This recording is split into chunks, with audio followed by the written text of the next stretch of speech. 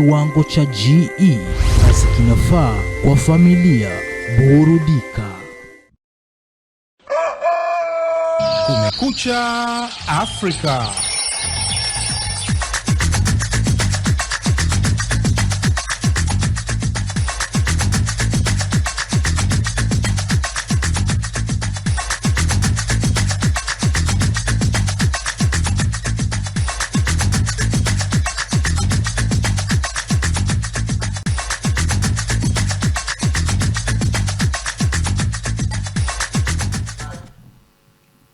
Ndugu mtazamaji wa Damka na Tawala Papapa katika runinga ya Tawala, karibu katika kipindi hili likiwa ni pote la kwanza, ambapo tunaingia katika uchambuzi wa magazeti na kuhusu yaliyogonga vichwa vya habari katika magazeti ya Jamhuri ya Kenya. Mimi ni Joseph Nyawara nikiwa na mwenzangu hapa katika meza hii ya uchambuzi. Mimi naitwa Salma binti Athmani. Natumai hujambo popote mpenzi mtazamaji pale ulipo, na karibu tena ambao ni siku ya Ijumaa, Ijumaa tarehe 9 Julai, ambao kama ujuavyo kila siku ya Ijumaa tunaongelea kuhusiana na masuala ya mahusiano na ndoa. Na leo tutazungumzia kuhusiana na visa tofauti ambavyo vimetokea humu nchini na pia katika kaunti hii yetu ya Mombasa kuhusiana na masuala ya mahusiano na ndoa. Lakini kama ujuavyo kila siku tunaanza na uchambuzi wa magazeti, na mimi hapa kama ilivyo desturi nimeshikilia gazeti la Taifa Leo, na nitaanza tu moja kwa moja kwa habari iliyokolezwa wino na kupewa kipaumbele siku hii ya leo, ambayo ni kuwa Raila ajipanga upya bila BBI. Raila ajipanga upya bila BBI. Baada ya kubaini huenda katiba isirekebishwe, Odinga aweka mikakati mipya ya kuingia Ikulu. Hii ni baada ya kiongozi huyu wa BBI hapo jana akazungumza pale alipokuwa anahojiwa na kituo kimoja cha redio humu nchini, akasema kuwa endapo BBI haitapitishwa basi yeye tayari na atakuwa kwenye debe.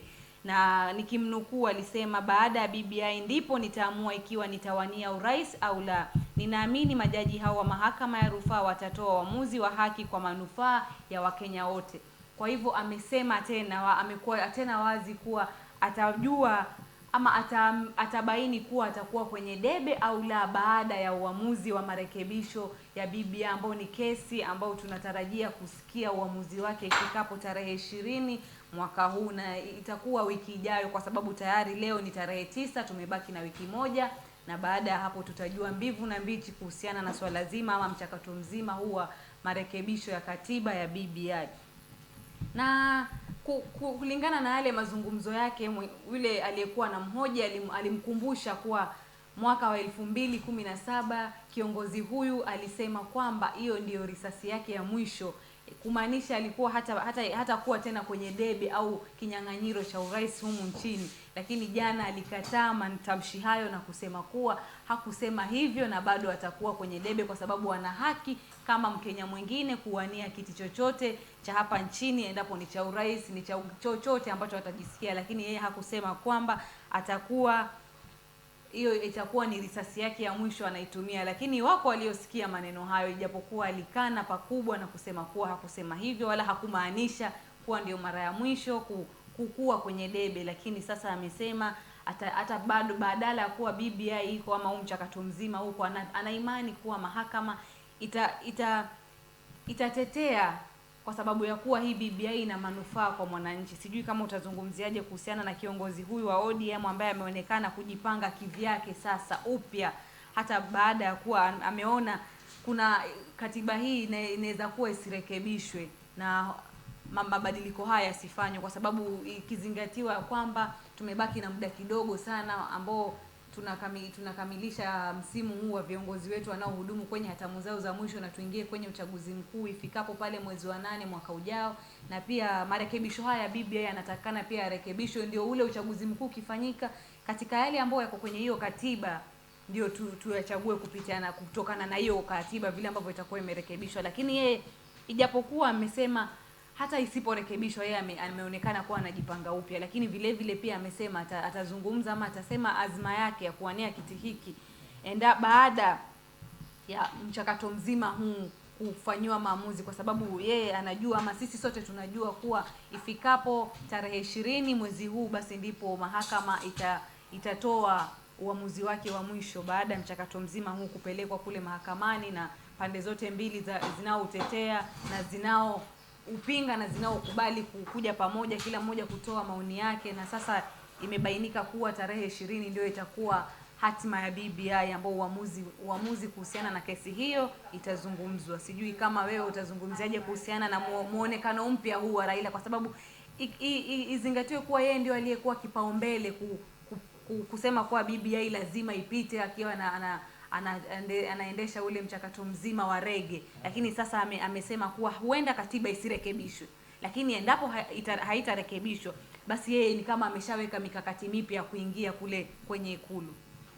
Na kumbuka kwamba Raila Odinga huwa anapoongea huwa na zile sehemu anasema kwamba ni mikakati yake mbadala, na hajasema kwamba pengine katiba haitabadilishwa. Kile anachosema ni kwamba ana imani kwamba mchakato mzima wa BBI utapelekea kuwepo kwa kura ya maamuzi, na hata akahoji kwamba huenda pengine miezi michache tu, miezi 2-3 kabla ya uchaguzi mkuu, mabadiliko ya katiba yakafanyika.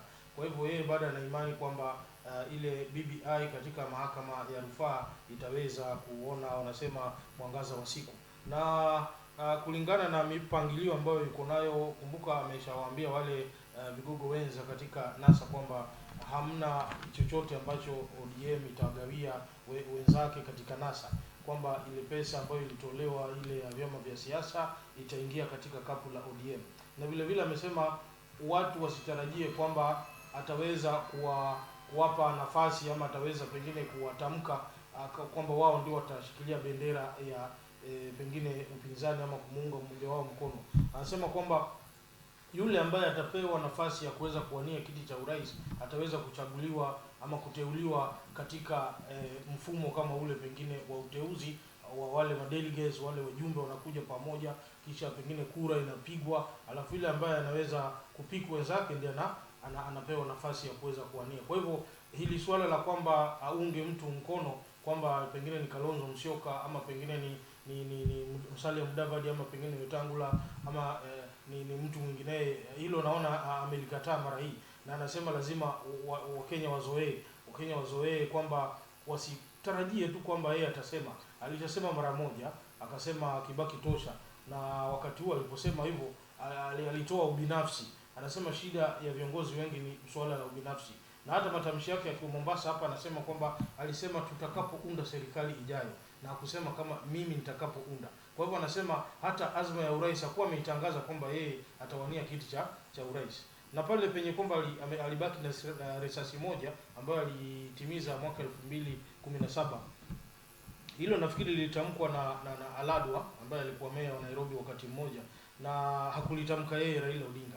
Kwa hivyo lilichukuliwa na vyombo vya habari kutoka kwa yule Aladwa, na ikawa kwamba sasa ndio usemi kwamba Raila alikuwa amebaki na risasi moja ambayo ilikuwa ni jaribio lake la mwisho mwaka 2017 kuwania kiti cha urais. Na hivi sasa amekataa, anasema yeye hakuwa na risasi moja, bado ana ile magazine, yani risasi nyingi zilizopangwa, kwa kumaanisha kwamba ana mbinu nyingi, ana mikakati mingi ya kuweza kupata nafasi ya kuwa rais wa Jamhuri ya Kenya.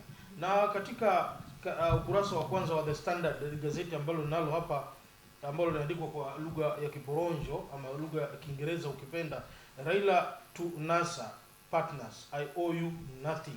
Hivyo ndivyo ambavyo ameweza kuzungumzia.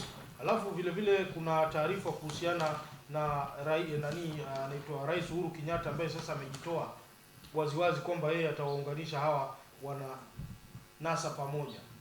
Hii pia inaashiria kwamba anafanya kazi na upande wa NASA, kwamba ile handshake kama zile salamu za heri ziliweza kuliweka taifa pamoja, na yeye ameonekana baada ya kukana kwamba atamuunga naibu rais William Ruto mkono, anaonekana sasa anajaribu kutafuta mbinu ya kuimarisha upande wa NASA, na huku inajulikana bayana kwamba haiwezekani kwamba alifanya salamu za heri na Raila Odinga alafu aje achukue mtu mwingine katika NASA, pengine tuseme Moses Wetangula, ndio aseme sasa jamaa tumuunge Moses Wetangula mkono.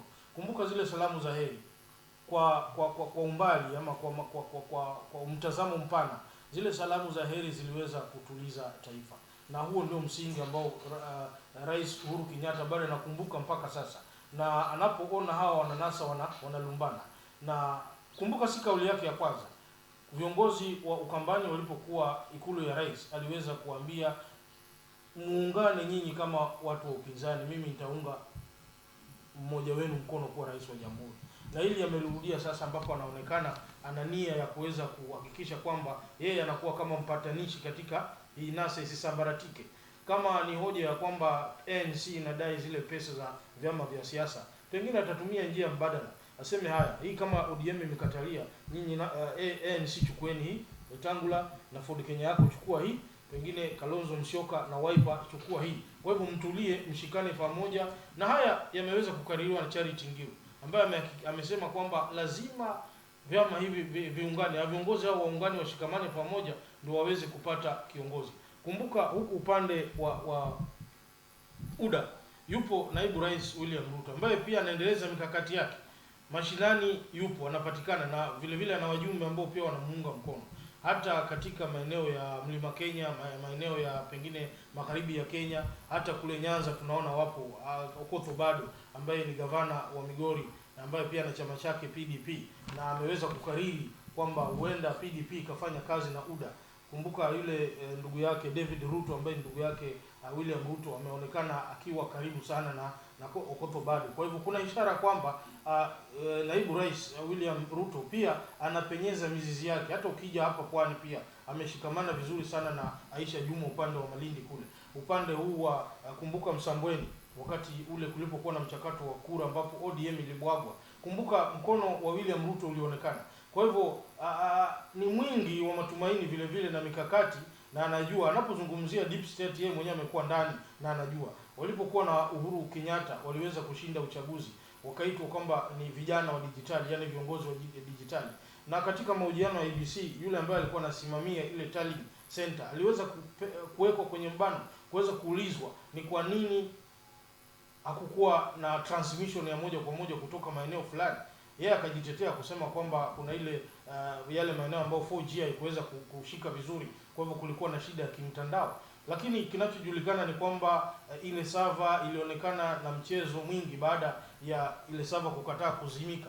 Unaona, walipojaribu kuizima ilikataa. Na hayo ndio mambo ambayo Wakenya wanajua mpaka sasa. Labda IBC jitokeze na iseme kwamba ile server ilikuwa na shida ipi. Na hayo ndio aliyozungumzia yule Ngoyoni ambaye alikuwa anahojiwa pia.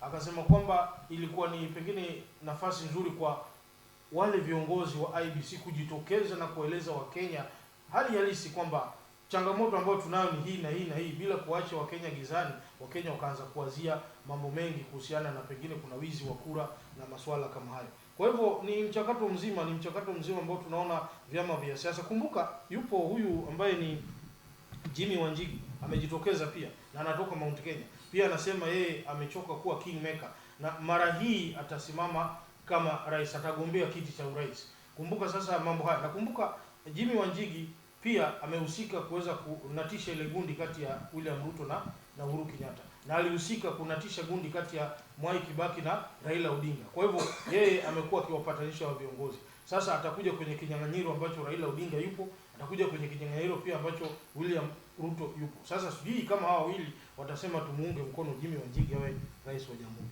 Ndivyo hali ilivyo. Hayo ni masuala ya BBI na kinara wa ODM Raila Odinga akizungumzia kuhusiana na swala hilo zima, lakini tutajua mbivu na mbichi ifikapo pale mnamo tarehe 20 ambao bado ni mwezi huu, na nimesema tumebakia tu na wiki moja kwa sababu sasa leo ni tarehe 9 na tunangojea kwa hamu na gamu kusikia hasa mahakama hiyo itazungumzia nini ama ina nini, imeamua nini kuhusiana na kesi hii ya mchakato mzima wa ubadilishaji huu wa katiba yetu ya Kenya. Na ikumbukwe kuwa bado ule mchakato mzima wa kuwatafuta wale makamishina wanne wa IBC unaendelea, ambao leo imegonga siku ya 3, na waliotuma yale maombi ya kuwa wanataka kuchukua wadhifa huu ama nyadhifa hizi za makamishina hawa wanne walikuwa zaidi ya 30, lakini wanaotakikana ni wanne tu. Halafu pia katika hao wanne ambao watakaochaguliwa watahudumu kwa hatamu moja, kwa sababu sheria inasema wanafaa kuhudumu kwa miaka 6. Kwa miaka 6 ambayo sasa wakichaguliwa huu mwezi ambao ni huu mwaka watakuwa na miaka 6, na miaka 6 wataweza kusimamia uchaguzi mmoja peke yake ambao ni ule uchaguzi unaokuja wa mwaka wa 2022 ambao itakuwa ni mwezi wa 8 mwaka ujao. Na baada ya hapo kura zingine zitakazokuja itabidi watafutwe wengine kwa sababu muda wao wa kuhudumu utakuwa umeisha. Kwa hivyo tunawatakia kila laheri kwa wale wote watakaochaguliwa, na wafanye kura hizo zikuwe za heri na sio bali si za udanganyifu. Na pia kwa wale ambao tayari washaanza kuhojiwa pia tunawatakia vile vile kila laheri, na tunaombea Mungu kwa sababu mchakato mzima huu tayari ulianza ukiwa na ufisadi, lakini hatujui ndivyo na mbichi, kwa sababu mwananchi wa kawaida anaitegemea sana BBI, hata pale IBC, hata pale wanaposema kuwa sasa wamejiandaa, server zitakuwa nyingi, sije zikawa nyingi lakini zikawa pia hizo zinahesabu kura nyingi kama ile iliyokuwa kura zimeisha kuhesabiwa lakini hiyo bado inaendelea tu. Basi tukiachana na hao masuala ya IBC na ya kinara wa ODM Raila Odinga, tunazidi kusonga mbele kwenye gazeti hili la Taifa Leo ambalo mimi ndio nimelishikilia hapa, na kuna habari hapa ambayo imepewa pia kipaumbele ni kwa Uhuru Raila waomboleza mhariri mkongwe Hilary Ng'weno, ambao habari hii ama taarifa hii utaipata ukurasa wa 2 wa gazeti hilo la Taifa Leo, ambao ni Rais Uhuru Kenyatta aliwaongoza wa Kenya katika kumwomboleza mwanahabari mkongwe Bwana Hilary Boniface Ng'weno ambaye alikuwa mhariri na mwanzilishi wa jarida la Weekly Review, ambaye alifariki hapo juzi akiwa na umri wa miaka 83, ambaye ni mwanahabari mkongwe na mhariri katika wale wahariri wa kwanza ambao walikuwa katika taslima hii nzima ya wanahabari.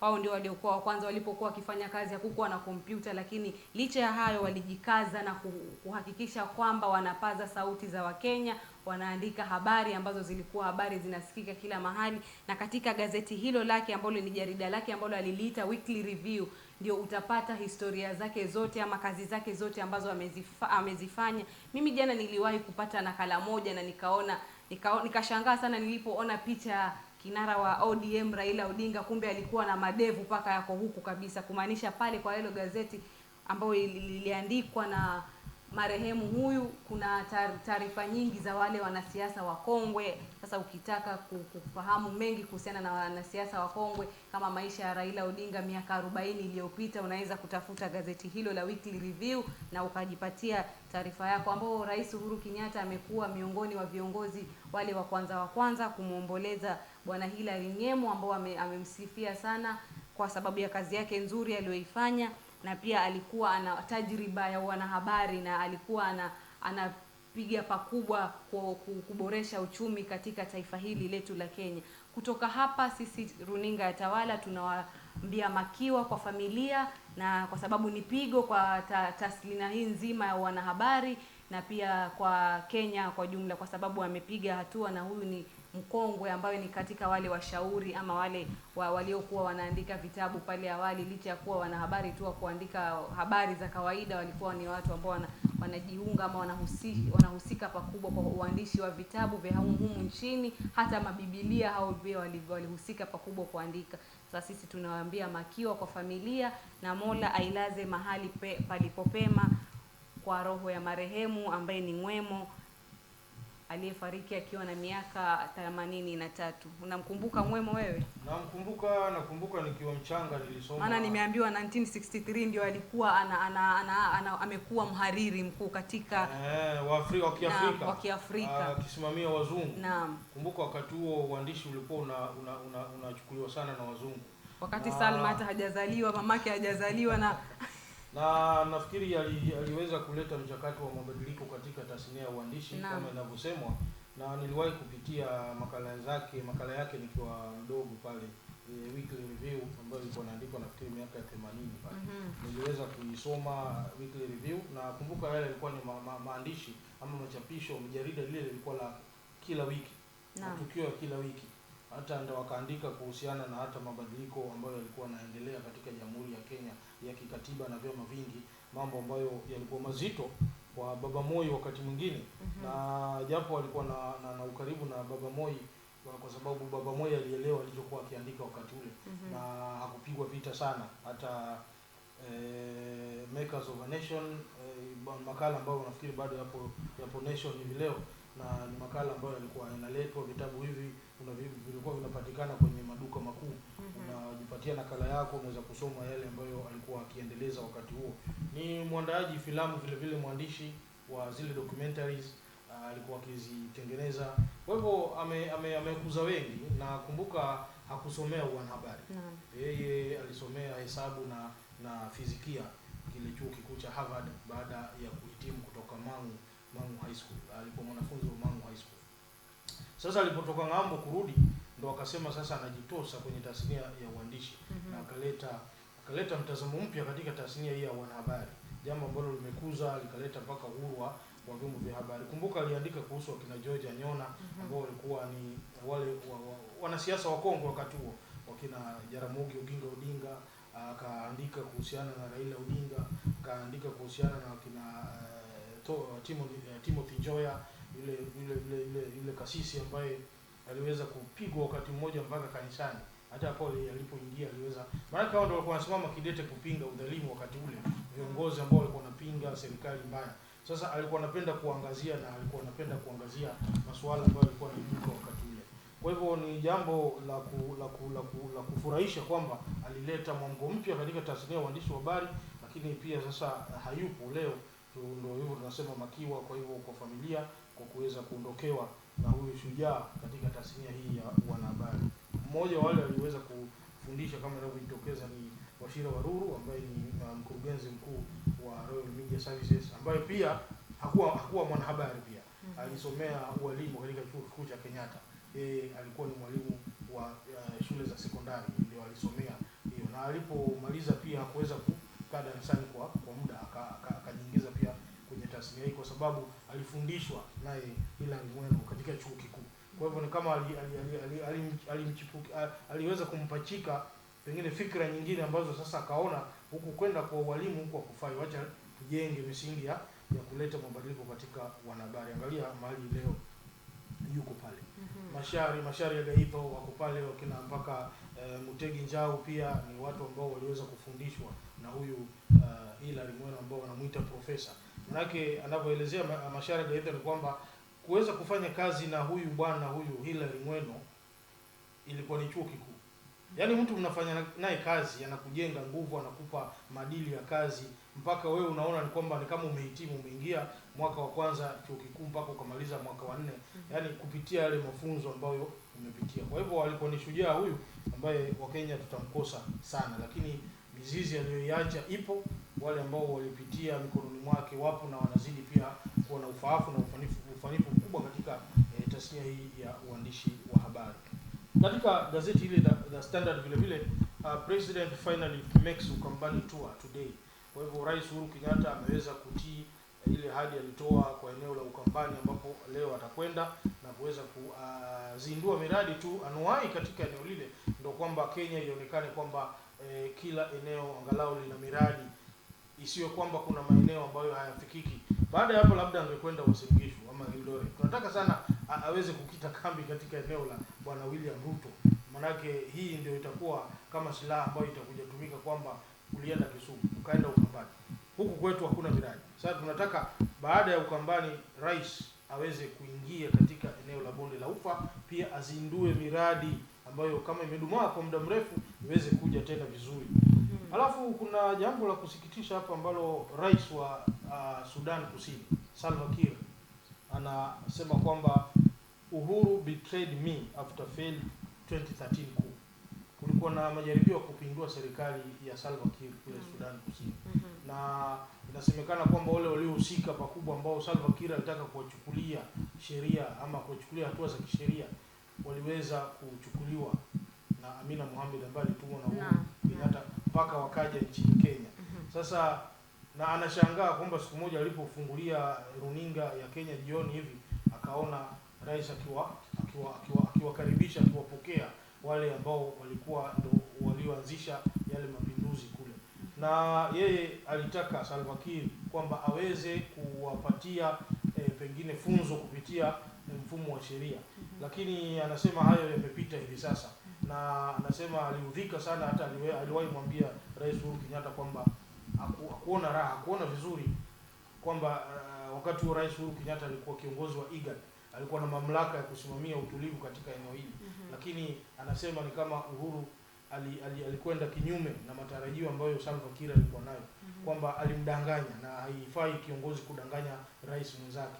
Unaona sasa, lakini anasema hayo yamepitwa na wakati, na alipomwambia Uhuru Kenyatta kwamba you betrayed me, sasa wakawa tena marafiki, wakaanza kufanya kazi kwa pamoja. Ameyasema haya katika runinga moja ya hapa nchini. Naam, ikiwa leo South Sudan wanaadhimisha miaka 10 ya uhuru. Naam. Yaani tangu wapate uhuru, leo ndio anniversary yao ya 10 ambao wanasherehekea. Na hata hao waliopokelewa na Rais Uhuru Kenyatta humu nchini Kenya pia wamefurahia uhuru huo, ambao hata kama wako hapa nchini Kenya lakini wanafurahia kuwa nchi yao ama taifa lao kule South Sudan inaadhimisha miaka 10, kwa sababu walipata uhuru mwaka wa 2011 mwezi wa 6, ambao leo imefika miaka 10. Nakumbuka alikuwa rais pale, alikuwa Garang Mabior, ambaye alipata ajali ya ndege na akaweza kuaga dunia. Na ndio nafasi yake ikaja ikachukuliwa na Salva Kiir. Kumbuka mke wa John Garang pia aliweza kuhudumu kwa muda kabla, manake alikuwa kama kiongozi wa SPLM, alafu akaja akamwachia sasa Salva Kiir ambaye alichaguliwa. Na kumekuwa na shida pale kidogo, wakati ambapo kuna huyu naibu ambaye alikuwa naibu wa rais pia, wakataka kuigawa tena ile Sudan Kusini mara mbili, lakini haikuwezekana, na hata huyo bwana akaenda katika nchi ya Afrika Kusini, akawa ametorokea kule. Nafikiri wakaja wakapatanishwa tena, wakaletwa, na anazidi kuhudumu kama naibu wa rais chini ya Salva Kiir. Basi tukiachana na hayo ya South Sudan, tunasonga mbele na tukimalizia kwenye gazeti la Taifa Leo ni kuwa kesi ya mauaji, Jumwa aacha mlinzi wake mataani, ambayo taarifa hiyo utaipata ukurasa wa 4 wa gazeti hili la Taifa Leo, ambao kesi hii ya mauaji ya yule ambaye alikuwa anaitwa Jola Ngumbao aliyeuawa mwaka wa 2019 kwa sababu ya wakati wa kura kulikuwa kidogo na mvurumano kule, na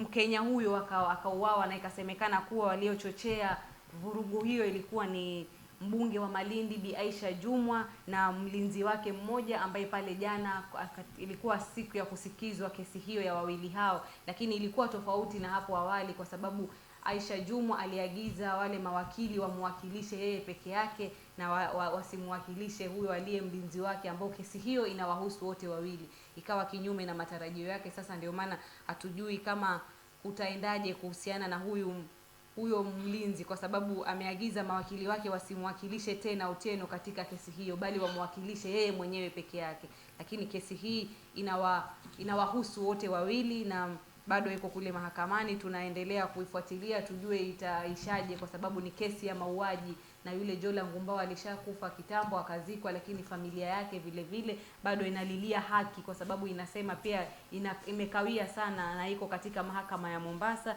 Lakini tunazidi kuifuatilia tukiangalia kutaendaje ikifika mwisho, na pia hatima ya huyu mlinzi wa Aisha Jumwa ambaye ameachwa mataani baada ya kuwakilishwa na mawakili hao wote wawili. Jana ilikuwa tofauti, na sasa mawakili hao watawakilisha Aisha Jumwa peke yake. Wengi wanasema amembetray, amemsaliti, sijui, kila mmoja anasema maneno yake, lakini kuna wakati naona kila mmoja atainua mikono na ajisalimishe peke yake. Tukisonga mbele vile vile kwenye gazeti hilo la Taifa Leo ni kuwa Zuma kutumikia kifungo cha miezi 15, ambayo ilikuwa ameshahukumiwa miezi hiyo 15 gerezani, lakini hakuwa amejiwasilisha. Alikuwa amepewa hadi Jumatano, ambayo Jumatano ilikuwa juzi jioni, na hapo ndipo alipojisalimisha. Na jana ilikuwa siku yake ya kwanza gerezani, tofauti kabisa na mataifa mengine, kwa sababu ikumbukwe Jacob Zuma ni aliyekuwa rais katika taifa hilo, lakini sasa ameanza kutumikia ile kifungo chake katika gereza hilo ambao gereza hilo liko katika ile jengo la rais ambaye alikuwa akiongoza pia katika taifa lile. Sasa sijui utaonaje mtazamo huo wa Jacob Zuma kutumikia kifungo akiwa yeye alikuwa rais. Tena yule jaji alipotoa hukumu yake alisema asipojiwasilisha mahakamani ifikapo Jumatano, basi Alhamisi asubuhi atafutwe na akamatwe na hatua kali itachukuliwa. kisheria kutokana na kutojisalimisha, lakini kwa kuwa aliona afadhali alijisalimisha, na leo itakuwa ni siku ya pili kutumikia kifungo kile cha miezi 15. Nafikiri kulikuwa na mchakato, kuna ombi alitoa kwamba hiyo kesi iweze kusikizwa tena, asiweze kuwekwa kizuizini. Na nafikiri ni demokrasia hiyo na hatua nzuri ya mfumo wa sheria, na viongozi walio barani Afrika kama wanasikiliza na kufuatilia mambo haya, nafikiri imefika muda waweze pia kuwa na mtazamo mpya kwamba kiongozi unapopewa majukumu unatumikia wa Kenya kama ilivyo katika Jamhuri ya Kenya. Katika sura ya kwanza ya katiba ya Kenya, mamlaka yote yamepewa wananchi. Kwa hivyo wananchi wanaweza kuamua kwamba huyu rais hajatufaa vizuri na huyu rais tumtupe ndani. Na hivyo ndivyo inavyofanyika katika chama cha ANC kule Afrika Kusini. Na tungekuwa na vyama kama hivi katika Jamhuri ya Kenya, kwamba chama chenyewe wanachama wanaweza kuamua kwamba yule kiongozi wao hafai, na kwamba wamshtaki mahakamani na mahakama yafanye kazi kweli, huyu kiongozi atupwe ndani. Nafikiri huu ufisadi ambao umekithiri katika Jamhuri ya Kenya ungekuwa kwamba leo haupo. Na ni wazo zuri. Wacha tuone. Nafikiri kama atahudumu kweli kifungo, nafikiri atakuwa rais ambaye atakuwa amesaliti wana Afrika Kusini. Manake aliwekwa pale kwa minajili ya kuweza kukomboa taifa lile. Kumbuka Nelson Mandela alipomaliza miaka yake 5, kwanza alisema kwamba yeye hata ng'ang'ania uongozi. Anakwenda miaka 5 hiyo na hatawahi hitaji kiti cha urais tena. Na aliweza kuunganisha wale wananchi wa Afrika Kusini. Kumbuka wakati Jacob Zuma akiwa pale, ndo kuna ile inaitwa xenophobia iliweza kutokea kule Afrika Kusini, ambapo wale watu ambao wako kule kutoka mataifa mengine wanaofanya kazi walianza kuvurugwa, mashamba yao kuchukuliwa, mali yao kutekwa, pengine majumba yao, mashamba nini. Vurugu hizi zilitokana na pengine tuseme sera mbovu za Jacob Zuma. Kwa hivyo alafu sasa ufisadi, alafu mambo mengi. Sasa wale wanachama wa ANC wakaona huyu hafai, ndio wakamngatua. Vile walivyomngatua Thabo Mbeki. Kumbuka Afrika Kusini nchi nzuri sana, manake ni nchi yenye chama ambacho kina mizizi, na ni kama Tanzania ambapo Chama cha Mapinduzi pia kina hudumu, ambapo kingekuwa pia kina mikakati kama hii chama cha CCM Tanzania, ingekuwa vizuri sana kwamba rais wewe ama waziri mkuu una ufisadi. Nimeona Tanzania waziri mkuu anajiuzuru, tuhuma tu kwamba wewe bwana umefanya hivi na hivi na hivi. Hilo peke yake linamfanya waziri mkuu wa Jamhuri ya Muungano wa Tanzania kujingatua. Jambo zuri sana. Na tunaomba haya yafanyike katika Jamhuri ya Kenya. Wakina Raila Odinga, akina Rais Uhuru Kenyatta, muhakikishe kwamba taifa hili mnaliweka mahali ambapo mmeweka vyama viwili peke yake vya siasa. Tukiwa na vyama viwili vya siasa katika nchi yetu, ama chama kimoja tulikuwa nacho kilitumiza, vyama viwili ndio kuwe na mbadala, kwamba ikiwa chama hiki kinakwenda tenge, basi mbadala kiwe chama ambacho kitaonekana kwamba kinatekeleza majukumu ya Wakenya na kutekeleza katiba jinsi ilivyo. Ni funzo na ni mfano wa kuigwa na viongozi wengine, kwa sababu kwa mara ya kwanza imefanyika hiyo, na viongozi wengine pia sio wa taifa hili letu la Kenya peke yake, bali hata mataifa mengine pia wanafaa kuiga mfano huo, kwa sababu haijawahi tokea, lakini kwa sababu imetokea sasa ikuwe funzo na kwa viongozi wote hapa Afrika. Na pia tukimalizia ni kuwa Museveni ataka nchi zote za Afrika zitumie Kiswahili. Nikimnukuu amesema, Afrika tayari wameungana na hatufai kugawanyika kamwe. Ni rahisi sana kwa Afrika kuungana kuliko wazungu, kwa sababu anaona urahisi wa Afrika kuungana ni rahisi kushinda wazungu, kwa sababu wazungu mpaka watafutana, alafu kila mmoja huwa ana mambo yake, mtazamo wake tofauti, lakini Afrika kulingana na mtazamo wake ameonelea itakuwa rahisi sana na Kiswahili kitukuzwe. Sawa. Na Afrika itumie lugha ya Kiswahili, bali sio Kiingereza ambacho pia hatukiwezi. Hapo kwa Kiswahili nakubaliana naye 100% huyu Kaguta Museveni, lakini kuungana kwa Afrika itakuwa changamoto, maanake hata tuseme hizi nchi za Afrika Mashariki kwenye ule mkataba wa kiuchumi bado kuna shida. Maanake sarafu ya Kenya iko juu, sarafu ya Uganda iko tofauti, sarafu ya Tanzania iko tofauti, sarafu ya tuseme pengine Sudan Kusini iko tofauti. Kwa hivyo muungano huu labda tuseme hata muungano wa kisiasa. Muungano wa kisiasa unawezekana, lakini kumbuka hata hapa pwani imejaribiwa magavana hawa wameshindwa kuja pamoja, ikiwa magavana wameshindwa kuja pamoja umwambao wa pwani, na Kenya yenyewe bado inashindwa kuja pamoja, sasa sijui itakuwaje Afrika Mashariki. Acha Afrika Mashariki, Afrika nzima. Gaddafi ameyajaribu, na alipojaribu mkono wa nchi za ughaibuni zilionekana, mikono yao ilionekana katika Afrika, ambapo ilibidi mpaka shinikizwe, mpaka akauawa, mpaka yakatokea mambo mabaya kule ambako Gaddafi alikuwa kiongoza. Kwa hivyo ni jambo ambalo si rahisi vile Museveni anafikiria. Labda anapotamka hayo anania kwamba huenda yeye ndiye akapendekezwa kuwa pale. Kumbuka yakisemekana hayo, kama pengine Uhuru Kenyatta ndio rais, pia atakuwa na tamaa, pengine mimi ndio nitapendekezwa kwamba sasa rais wa Afrika. Unaona? Sasa haya mara nyingi huwa yanaleta mitafaruku zaidi. Haya kidogo yalijaribiwa na hayakuweza kufua dafu. Hata muungano wa Afrika Mashariki bado unatikisika kwa sababu hawajawa na sarafu moja, hawajakubaliana kwamba watumie sarafu ipi, na Tanzania haiwezi kukubali kwamba ionekane nchi hiyo ni dhalili ikiwekwa mbele na Kenya ama ikilinganishwa na Kenya. Kwa hivyo Tanzania itataka iwe sawa na Kenya, Uganda itataka iwe sawa na Kenya katika sarafu moja hiyo, jambo ambalo kidogo linaleta shida. Amezungumza haya yule kijana mtoto wa Nyerere kule, nafikiri ni nani yule, ni nani, Madaraka Nyerere, amezungumza bungeni kule, manake yeye alichaguliwa kuwa mbunge wa Afrika Mashariki, na anasema mchakato ambao kidogo una utata ni hii sarafu hii, kwamba muungano wa kiuchumi ya Afrika Mashariki una utata mkubwa sana. Basi mpenzi mtazamaji, tukiachana na hao ya Kiswahili, hata mimi namuunga mkono jamani, Kiswahili kitukuzwe. Kiswahili ni kitamu, mbona hatukienzi, na sisi ndio Waswahili. Tunafika tamati mwa uchambuzi wa magazeti wa siku hii ya leo, na kama nilivyokuambia hapo awali kuwa siku ya leo tunazungumzia kuhusiana na masuala ya mahusiano na ndoa, na tayari mgeni wetu keshafika studioni na tunarudi naye muda usiokuwa mrefu. Nimekuwa wako mimi Salma binti Athmani na mwenzangu Joseph Nyawara. Usiende mbali, maana tunarudi muda usiokuwa mrefu. Usiondoke, tunarudi muda usiokuwa mrefu.